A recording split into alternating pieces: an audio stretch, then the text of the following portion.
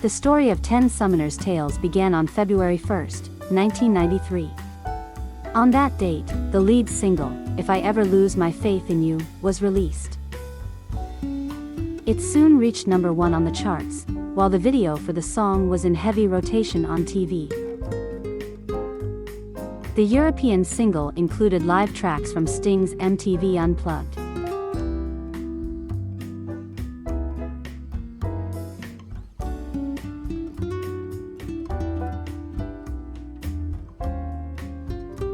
And the US version included non-album tracks.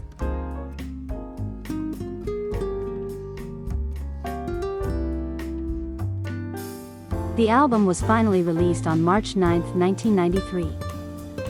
This is the international version of the album, which has an extra song, and a photo of Sting on the disc.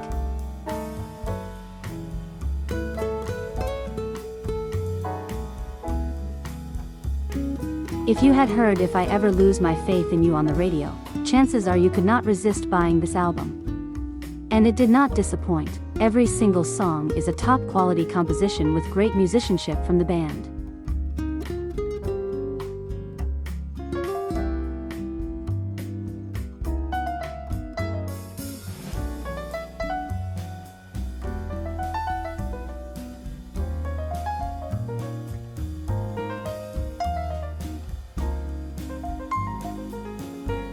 The album was expertly produced by Hugh Padgham, well known for producing The Police, Genesis, and Phil Collins. The US version of the album was slightly different. It didn't have the extra song, and had red letters on the disc. The booklet was the same, but had a larger photo of Sting with his lute.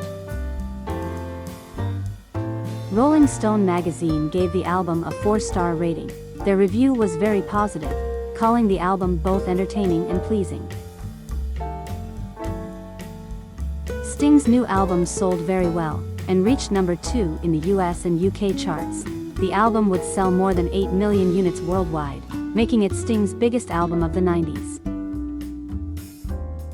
In April 1993, the 7 Days single was released. It included the non-album track January Stars, which was basically Everybody Laughed, with a different melody and lyric. Both versions of the single included several live acoustic tracks, with a stellar cover of the Bill Withers song, Ain't No Sunshine, and memorable acoustic versions of songs from the Soul Cages, which was Sting's previous album.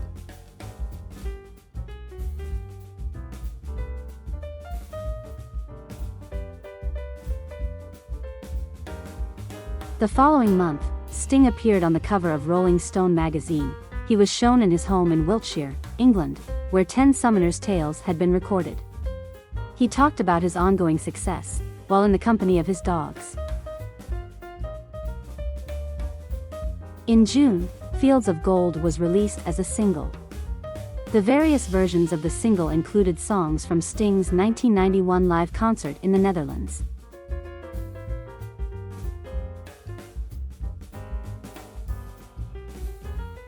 Fields of Gold proved to be one of Sting's best ballads, featuring a guitar solo by Dominic Miller, and Northumbrian pipes played by Catherine Tay-Kell.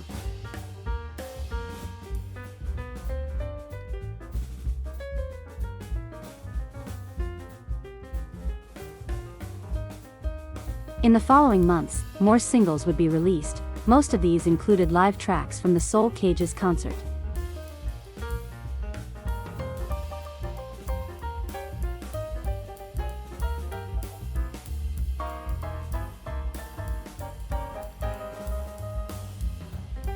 The Nothing Bout Me single, however, included a dance remix of If I Ever Lose My Faith in You.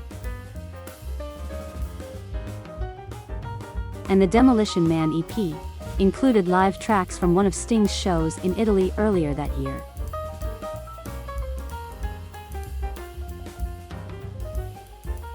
At the 1994 Grammy Awards, Sting received 5 nominations and a total of 3 Grammys.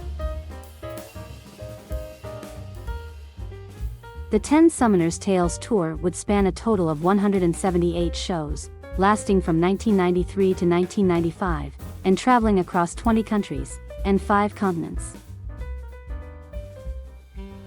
10 Summoner's Tales was also released on vinyl in 1993, and then reissued in 2016. Both versions are practically identical.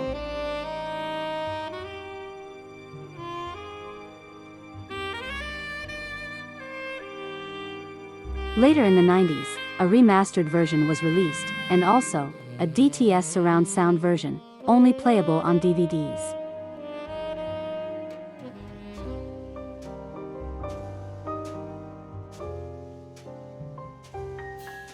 Ten Summoner's Tales is a sophisticated and entertaining pop album that most fans consider Sting's best, possibly on par with Nothing Like the Sun and The Soul Cages.